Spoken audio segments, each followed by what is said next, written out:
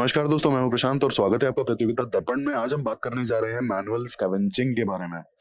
सबसे पहले न्यूज जान लेते हैं और बहुत डिटेल में इस टॉपिक को डिस्कस करते हैं।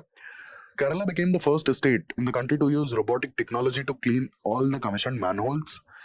Robotic scavenger Bandicoot to clean sewages functions in a similar way as a person. इसमें ये मैनुअल में अंदर जाता है और किसी इंसान की तरह ही सारा जो सीवेज है उसे साफ करता है और जो भी कचरा होता है उसे एक डेजिग्नेटेड साइट तक पहुंचा देता है ये रोबोट। ये रही इसकी news. Kerala becomes the first state to use robotic scavengers to clean manholes। आइए अब मैनुअल स्कैवेंजिंग के बारे में बात कर लेते हैं। बहुत ही इंपॉर्टेंट टॉपिक है, सोशल जस्टिस से रिलेटेड, गवर्नेंस से रिलेटेड। आपका पेपर 1 और पेपर 2 दोनों में इससे रिलेटेड क्वेश्चंस आ सकते हैं। Society, social justice as well as आपका गवर्नेंस। आइए डिटेल में इसको डिस्कस कर लेते हैं। मैनुअल स्कैवेंजिंग होता क्या है? सबसे पहले manual scavenging is manual cleaning of the human excreta या फिर human waste from dry latrines, sewers, septic tanks, railway lines without any protective gear and just using brooms. अब यहाँ पे एक खास बात यह है कि ये कास्ट बेस्ड ऑक्यूपेशन बन के रह गया है। कास्ट बेस्ड कैसे? यहाँ पर जो मेजॉरिटी लोग एम्प्लॉयड होते हैं कहीं ना कहीं they do belong to lower caste. ठीक है, अब यहाँ पे अगर डेटा की बात हम करें तो ऑलमोस्ट 58,000 एलिजिबल मैनुअल स्कैवेंजर्स पूरे कंट्री में है। ठीक है, अब एक यहाँ सबसे इंपॉर्टेंट बात कि अगर मैनुअल स्कैवेंजिंग को हम खत्म नहीं कर पाते हैं ना, तो जो सस्टेनेबल डेवलपमेंट गोल्स हैं जो 2030 तक अचीव करने हैं, जो टारगेट्स हैं, वो भी पूरे नहीं होंगे। Reason being, sustainable development goal में कुछ गोल्स हैं, एग्जाम्पल के लिए डिसेंट वर्क प्लेस,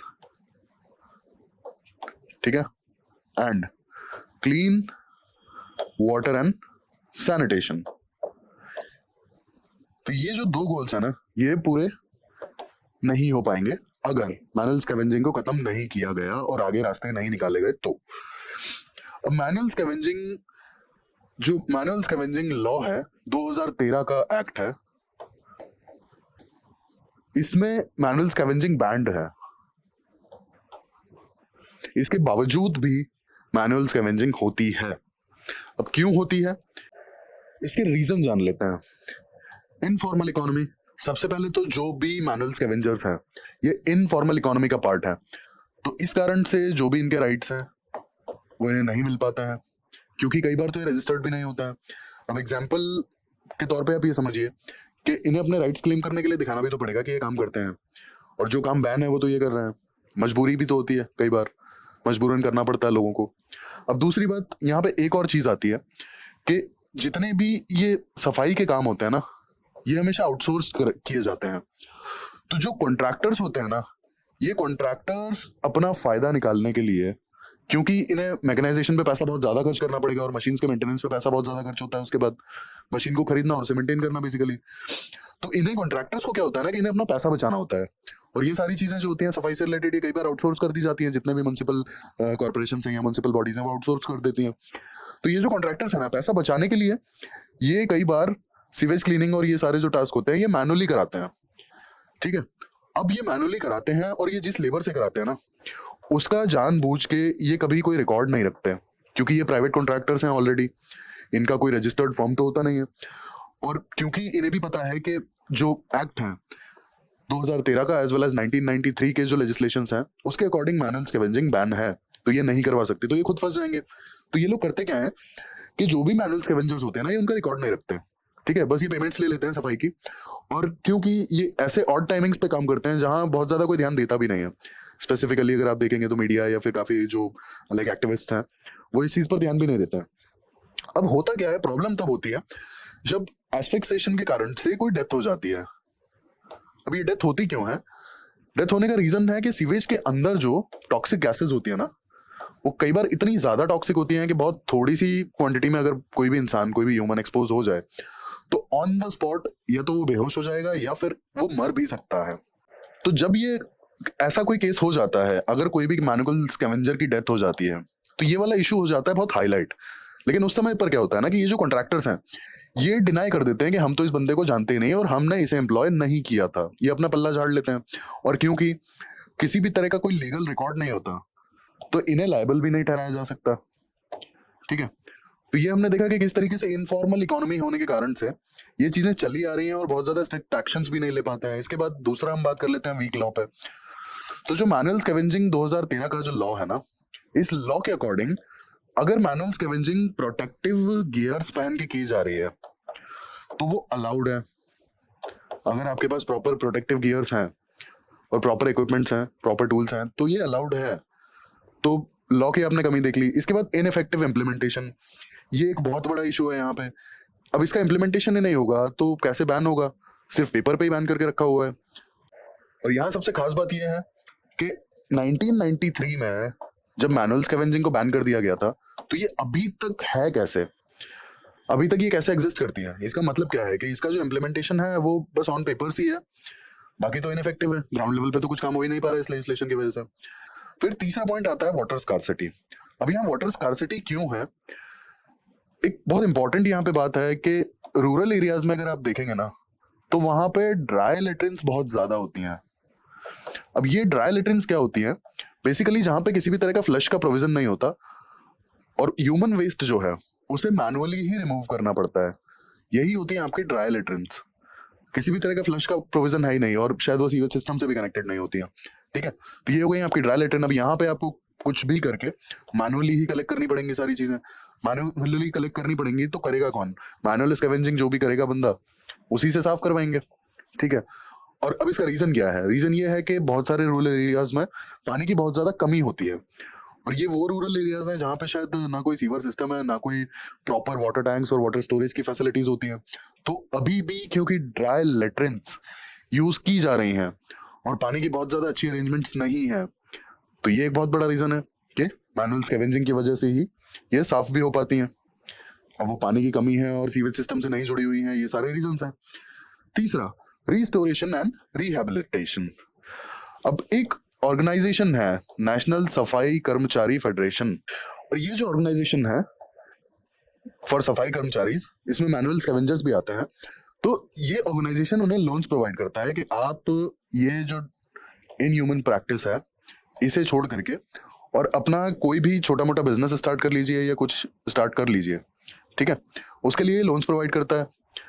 लेकिन इतना ज्यादा कॉम्प्लेक्स सिस्टम है ना इस लोन को लेने के लिए कि बहुत सारे लोग इन्हें अप्रोच ही नहीं कर पाते हैं। तो अब जब अप्रोच ही नहीं कर पाएंगे तो रिहैब होगा कैसे? ठीक है, फिर lack of voice. Lack of voice हमने शुरू में ही बात की थी कि ये एक कास्ट बेस्ड ऑक्यूपेशन बन के रह गया है। अब क्योंकि ये कास्ट बेस्ड ऑक्यूपेशन बन के रह गया है और जो अधिकतर लोग इन्वॉल्व हैं वो लोअर कास्ट के लोग हैं, तो ये इश्यूज आते हैं। दे कैन नॉट कन्फ्रंट, मना भी नहीं कर पाते हैं, मजबूरी भी होती है और लाइक कन्फ्रंट भी नहीं कर पाते। ठीक है, और प्लस सबसे बड़ी बात है कि अगर आप रिप्रेजेंटेटिव्स की भी बात करेंगे तो रिप्रेजेंटेटिव्स लाइक प्रॉमिस करना अलग चीज होती है लेकिन उसे इंप्लीमेंट करना अलग चीज होती है। तो प्रॉपर इन लोगों के लिए कोई रिप्रेजेंटेटिव भी नहीं खड़ा होता है। ठीक है, लास्टली एब्सेंस ऑफ मैकेनाइजेशंस। अब जो हमने न्यूज देखी थी वो तो यही थी ना कि केरला ने मैकेनाइजेशन ऑप्ट किया है and it is the first state of the country. इसका मतलब है कि बाकी जगह पे मैकेनाइजेशन शायद बहुत प्रॉपर्ली है ही नहीं। ठीक है, अब इसके रीजंस अगर मैं आपको बताऊं तो मैंने आपको बता दिया था कि ये चीजें कॉन्ट्रैक्ट पे दी जाती हैं। पहली बात, कॉन्ट्रैक्ट पे दी जाती है और कॉन्ट्रैक्टर जो है अपना पैसा बचाने के लिए वो लोग मैकेनाइजेशन ऑप्ट नहीं करते हैं। रीजन बीइंग मशीन्स में बहुत ज्यादा पैसा बाय करने के लिए भी लगेगा, दूसरी बात उन्हें मेंटेन करने के लिए भी अच्छा खासा पैसा लगेगा। दैट्स व्हाई कॉन्ट्रैक्टर जो है ये चीजें ऑप्ट नहीं करते हैं मैकेनाइजेशन से रिलेटेड।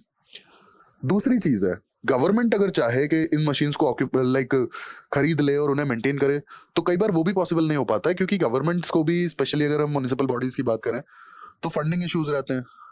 ठीक है, और गवर्नमेंट्स का भी सीधा हिसाब होता है कि फिर उन्हें होता है कि ट्रेंड ऑपरेटर्स चाहिए होते हैं और मशीन्स के लिए मतलब फंड्स चाहिए होते हैं और वो कई बार टाइमली मिल भी नहीं पाते हैं। दैट्स व्हाई उन्हें मजबूरन चीजें आउटसोर्स करनी पड़ती हैं इन सारे कामों के लिए। और आउटसोर्सिंग में हमने देखा कि जो छोटे मोटे कॉन्ट्रैक्टर्स हैं वो ना तो कोई रजिस्टर्ड फर्म चलाते हैं और ना ही उनका कोई भी लाइक लिस्ट होती है अपने एम्प्लॉयज की, मतलब किसी तरह का पेरोल अगर हम बोलें तो वो भी नहीं होता है। क्यों नहीं होता है? क्योंकि सारे लॉज जो हैं, अगर ये रजिस्टर्ड फर्म्स होंगी और अपने एम्प्लॉइज के इनके पास लाइक पेरोल पर होंगे और ये सारी चीजें होंगी, तो ये बेसिकली ये तो वो काम कर रहे हैं ना जो इलीगल है। तो ये सारे हमने बात की लूप होल्स की। अब हम बात कर लेते हैं कि वे फॉरवर्ड क्या हो सकता है, कैसे इस इनह्यूमन प्रैक्टिस को खत्म किया जा सकता है, कैसे इस पे फुल स्टॉप लगाया जा सकता है। तो वे फॉरवर्ड में सबसे पहले साइंटिफिक वेस्ट डिस्पोजल। अब साइंटिफिक वेस्ट डिस्पोजल से मतलब है कि सबसे पहले तो जो ड्राई लेट्रिन्स की प्रोविजन है उसे बंद किया जाए, और जो पिट लेट्रिन्स हैं, पिट लेट्रिन्स यानी कि जहाँ पे सेप्टिक टैंक बना होता है, ऐसी लेट्रिन्स को प्रमोट किया जाए और लोगों को बोला जाए कि इसे ऑप्ट करिए और ड्राई लेट्रिन्स को आप टोटली खत्म करिए। दूसरी चीज साइंटिफिक वेस्ट डिस्पोजल में कि हम जो देखते हैं, स्पेशली अगर हम सिटीज की बात करें, तो जो प्लास्टिक वेस्ट सीवर्स को चोक करता है, वही तो रीजन होता है ना कि मैनुअल स्कैवेंजर्स को इतनी खतरनाक गैसेस के बीच में सीवर्स में उतर के उन्हें साफ करना पड़ता है। तो हम अवेयरनेस कैंपेन चला सकते हैं, लोगों को बता सकते हैं कि किस तरीके से उनके प्रॉपरली कचरा डिस्पोज ना करने की वजह से लोगों की जान चली जाती है। अगर सीवर्स चौक ही नहीं होंगे और बहुत ज्यादा कचरा उसमें होगा ही नहीं, तो बहुत इजीली मशीन से भी साफ किए जा सकते हैं, किसी इंसान को अंदर जाने की जरूरत नहीं है। ठीक है। इसके बाद रेप्लिकेटिंग द केरला मॉडल। अब जैसे केरला ने ऑप्ट की है मैकेनाइजेशन सीवर क्लीनिंग के लिए, वैसे बाकी स्टेट्स भी ऑप्ट कर सकते हैं। Then behavioural change. Behavioural change सबसे पहले तो हमने जो बात की थी प्लास्टिक वेस्ट से रिलेटेड। इसके बाद जैसे फॉर एग्जांपल वॉश स्कीम है और इस तरीके के जो कैंपेन्स हैं उन्हें थोड़ा मैसिव स्केल पे चलाया जाए और इस तरीके के और कैंपेन्स को लेकर आया जाए, जिससे लोगों का थोड़ा सा बिहेवियर चेंज हो, मैनुअल स्कैवेंजर्स को लेकर भी और खुद के हाइजीन और खुद के लाइक प्रैक्टिसेस, पर्सनल प्रैक्टिसेस को लेकर भी। अब यहाँ पे बात कर लेते हैं सप्लाई की। अब सबसे पहले हमें जरूरत है कि हम आइडेंटिफाई करें कौन लोग इसमें इन्वॉल्व हैं, हम उन्हें टारगेट करें और हम उन्हें समझाएं या फिर उनकी प्रॉब्लम जानें कि उन्हें ये काम करने की जरूरत नहीं है और भी काफी सारे काम है जो वो लोग कर सकते हैं। अब एग्जाम्पल के लिए यहाँ पे हो सकता है कि हमने उन्हें आइडेंटिफाई करके जो भी गवर्नमेंट के स्किल डेवलपमेंट प्रोग्राम चल रहे हैं हम उन्हें वहां एनरोल करवा सकते हैं। और स्किल डेवलपमेंट प्रोग्राम जो गवर्नमेंट के हैं वो तो ऑलमोस्ट फ्री हैं, तो किसी तरह की फीस भी नहीं लगेगी, तो उन्हें जाने में प्रॉब्लम का भी कोई सामना नहीं करना पड़ेगा। ठीक है, उनके रिहैब के लिए काम कर सकते हैं आइडेंटिफाई करने के बाद। दूसरा, वुमेन एम्पावरमेंट। अब मैनुअल स्कैवेंजिंग में काफी सारी वुमेन्स भी इन्वॉल्व हैं, तो अगर वुमेन एम्पावरमेंट होगा, उन तक उनके राइट्स पहुंचेंगे और उनके पास एक रिस्पेक्टेबल वर्क होगा करने के लिए, तो वो ऑब्वियसली ये नहीं करेंगी। Then ease of rehab. हमने देखा था कि किस तरीके से नेशनल सफाई कर्मचारी का जो ऑर्गेनाइजेशन है वहां से लोन्स लेने के लिए रिहैब के लिए काफी ज्यादा कॉम्प्लिकेटेड प्रोसेस है, तो रिहैब को थोड़ा सा आसान बनाना, चाहे फिर वो लोन्स हो या फिर होता है कि छोटे मोटे बिजनेस के लिए कुछ फाइनेंशियल सपोर्ट हो, इस तरीके के रिहैब के प्रोविजन जो है वो बहुत इजीली एक्सेसिबल हो, बहुत ज्यादा कॉम्प्लिकेटेड, बहुत ज्यादा लाइक रेड टेपिज्म, बहुत ज्यादा पेपर वर्क, ये सारी चीजें इन्वॉल्व ना हो। Then giving voice to voiceless. हमने बात की थी रिप्रेजेंटेटिव्स की। अब यहाँ पे क्या हो सकता है कि एग्जाम्पल के लिए अगर हम देखें तो ट्रेड यूनियंस हो गया, ठीक है, या फिर कि सारे लोग मिलके एक सेल्फ हेल्प ग्रुप बना सकते हैं, इस सेल्फ हेल्प ग्रुप से सभी लोगों की हेल्प होगी, कोई छोटा मोटा बिजनेस स्टार्ट किया जा सकेगा। Then inclusive policy making. ये स्टेप गवर्नमेंट का होगा कि सभी लोगों को ध्यान में रखते हुए पॉलिसीज को बनाया जाए, जिससे सभी लोगों का विकास हो, सभी लोगों का डेवलपमेंट हो और इस तरीके का कोई भी इनह्यूमन काम किसी भी इंसान को ना करना पड़े। और जैसा कि सस्टेनेबल डेवलपमेंट गोल्स में भी है कि एक रिस्पेक्टेबल जॉब होनी चाहिए सभी के पास। तो ये हमने बात की मैनुअल स्कैवेंजिंग के बारे में और जाना कि क्या लॉज हैं, क्यों ये चला आ रहा है और कैसे केरला ने एक नई शुरुआत की है और कैसे ये एक नया स्टार्ट सारे स्टेट्स को इस तरफ ले जा सकता है कि हो सकता है आने वाले कुछ सालों में होपफुली इंडिया में मैनुअल स्कैवेंजिंग देखने को ना मिले। तो ऐसे ही इंफॉर्मेटिव वीडियोस के लिए हमारे साथ आगे जुड़े रहिए। Thank you, thanks for watching.